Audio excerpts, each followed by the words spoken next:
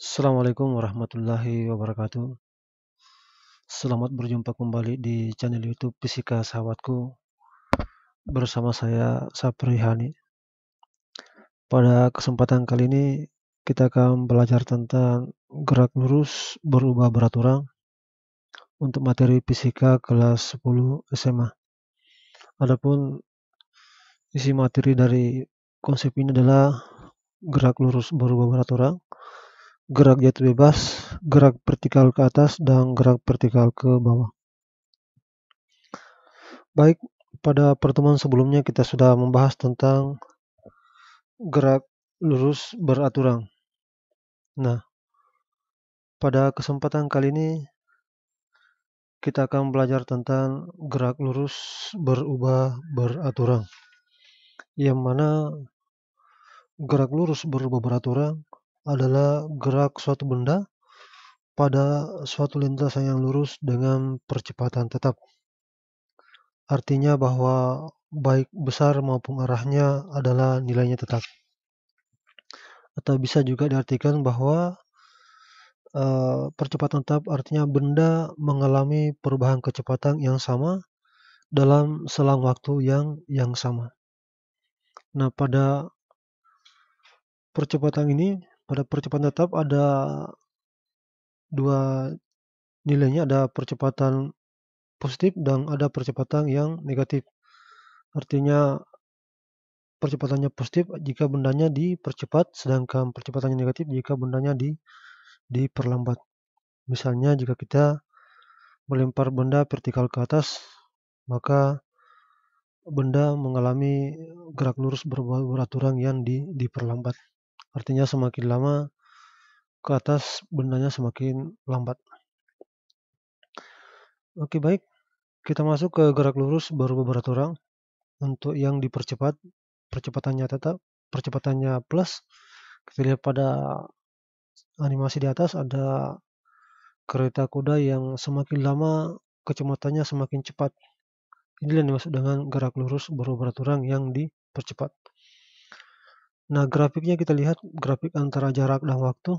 Model grafiknya seperti ini. Sedangkan grafik kecepatan dengan waktu ini yang kedua, di mana kecepatannya semakin bertambah. Sedangkan grafik percepatan terhadap waktu ini tetap, percepatannya tetap. Ini lurus. Nah, persamaannya X sama dengan P0T tambah 1/2A kali T pangkat 2. Bisa juga V sama dengan V0 tambah A kali T. Bisa juga untuk mencari kecepatan akhirnya Vt pangkat 2 sama dengan V0 pangkat 2 tambah 2A kali S. Nah, ini S adalah jarak, kemudian V0 adalah kecepatan awal, T waktu, A percepatan, ini sudah jelas semua. Kemudian Vt adalah kecepatan benda pada saat T sama dengan berapa sekon. Selanjutnya kita masuk kepada gerak lurus beraturan yang diperlambat. Ini kita lihat ada tikus yang bergerak semakin lama semakin lambat, diperlambat pada gambar di atas. Ini grafiknya kita bisa lihat, grafiknya ini grafik antara jarak dan waktu, grafik kecepatan terhadap waktu. Ini semakin lama semakin mendekati nol. Ini grafiknya kita lihat sampai dia berhenti. Nah, persamaannya saya kira sama tadi, hanya ini ada tanda plus dan minus saja yang membedakan. X sama dengan V0 T kurang 1/2A kali T pangkat 2.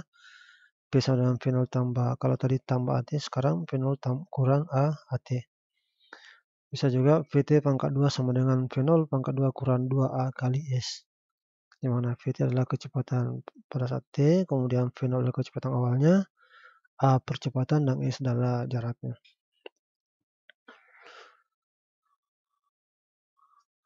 Kita masuk ke percepatan sesaat dan percepatan rata-rata. Nah, percepatan sesaat didefinisikan sebagai perubahan kecepatan yang berlangsung dalam waktu yang sangat singkat, atau A sama dengan limit delta T menuju 0, delta V per delta T. Ini tidak ada sama dengan ini. Limit delta T menuju 0, delta V per delta T. Itulah percepatan sesaat. Nah, sedangkan percepatan rata-rata didefinisikan sebagai hasil bagi antara perubahan kecepatan benda delta V dengan selang waktu berlangsungnya perubahan kecepatan tersebut. Delta V per delta T atau V2 kurang P1 per T2 kurang T1. Itulah persamaan untuk percepatan rata-rata. Nah, kita masuk ke contoh soal. Kita lihat contoh soal di atas. Sebuah bola menuruni suatu bidang miring dengan percepatan tetap 3,4 meter per sekon pangkat 2. Jika kecepatan bola sebelum menggelinding ini pada bidang miring adalah 3 meter per sekon, berapa kecepatan bola setelah 5 sekon. Nah, ini kita lihat pada bidang miring posisi awal dan posisi akhirnya.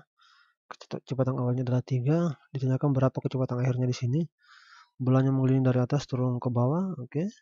Ini berapa kira-kira hasilnya? Dengan menggunakan persamaan GLBB tadi, kita lihat percepatan tetap, percepatannya A 3,4, kemudian V0-nya kecepatan awalnya 3, waktunya T 5 sekon. Tanyakan VT-nya. Berarti VT sama dengan V0 tambah A kali T. Kita masukkan V0-nya 3, A-nya 3,4, T-nya 5. Selesaikan dalam kurung dulu, A kali T-nya selesaikan dulu. Berarti 3 tambah 3,4 kali 5 adalah 17. 3 tambah 17 adalah 20 meter per sekon. Jadi kecepatannya setelah menuruni bidang miring ini adalah 20 meter per sekon. Ini menunjukkan bahwa kecepatan benda semakin lama semakin cepat karena menuruni bidang miring ini. Kita lanjut ke contoh soal yang kedua. Kita lihat Budi melajukan sepedanya ke puncak bukit dan ia mencapai bukit dengan kelajuan 4 meter per sekon. Setelah sampai di puncak, kemudian ia menuruni bukit dengan percepatan 0,4 meter per sekon pangkat 2 dalam waktu 12 sekon. Nah, berapa jauh kira-kira Budi menuruni bukit selama waktu tersebut? Jadi naik ke bukit, kemudian dari bukit turun lagi ke bawah, kira-kira berapa jauh Budi menuruni bukit itu dalam waktu tersebut?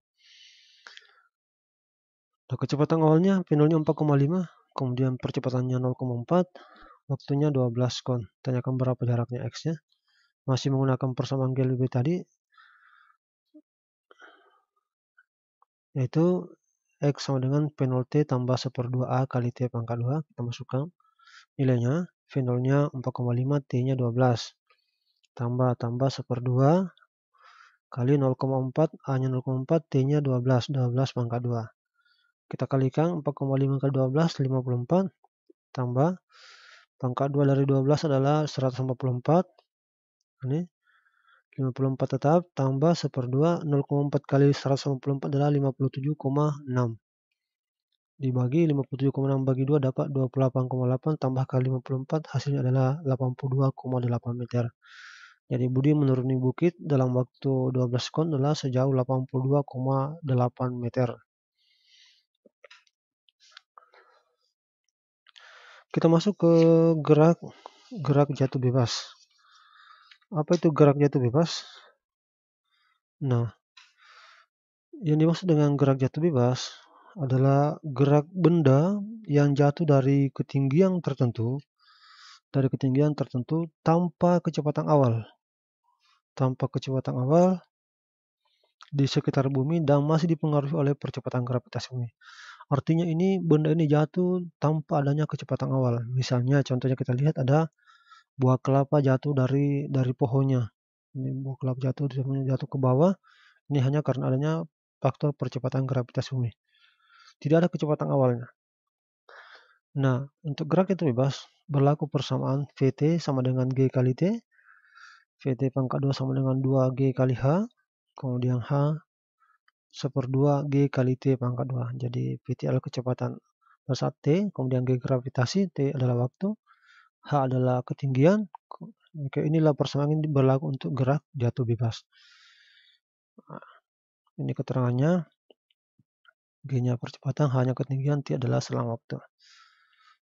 Kita masuk ke contoh soal untuk gerak jatuh bebas.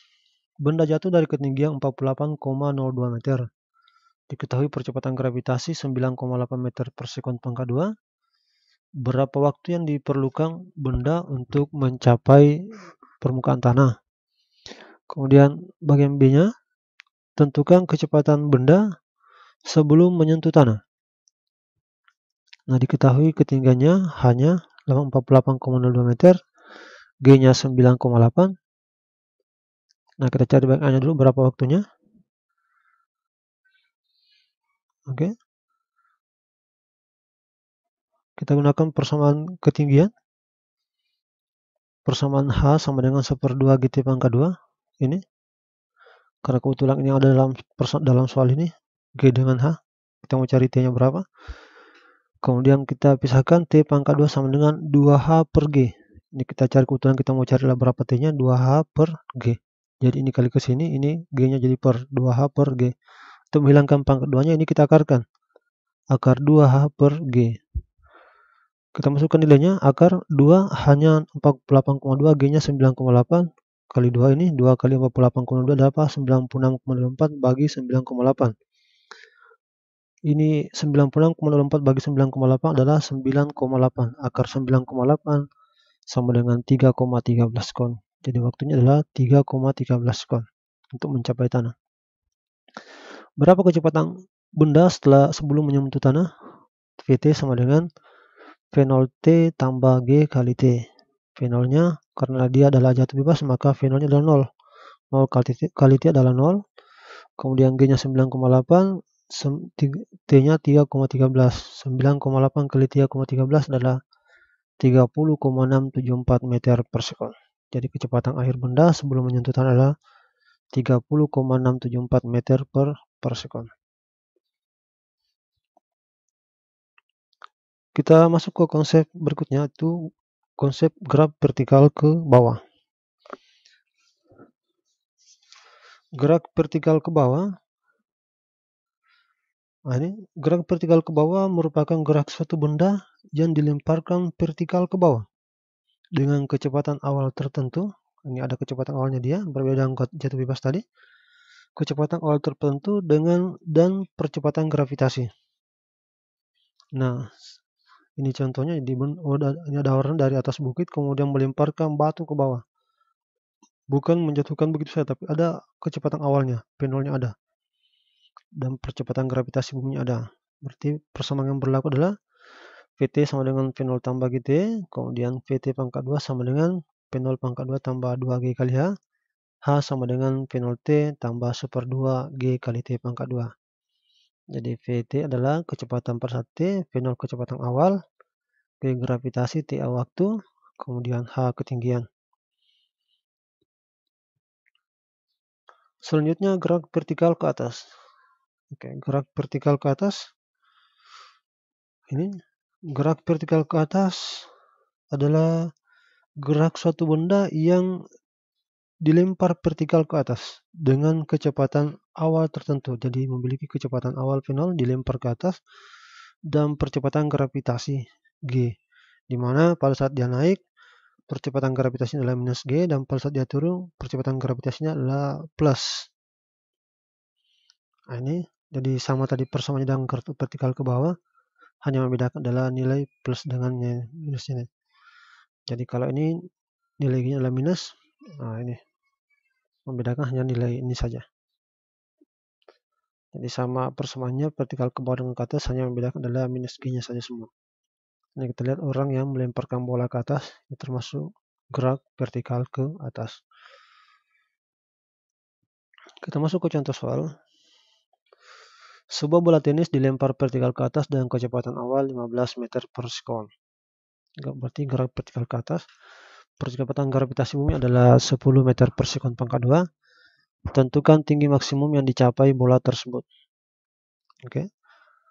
Penyelesaiannya diketahui dulu, V0-nya 15 meter per sekon, kemudian kecepatan akhirnya karena dia vertikal ke atas, maka Vt sama 0.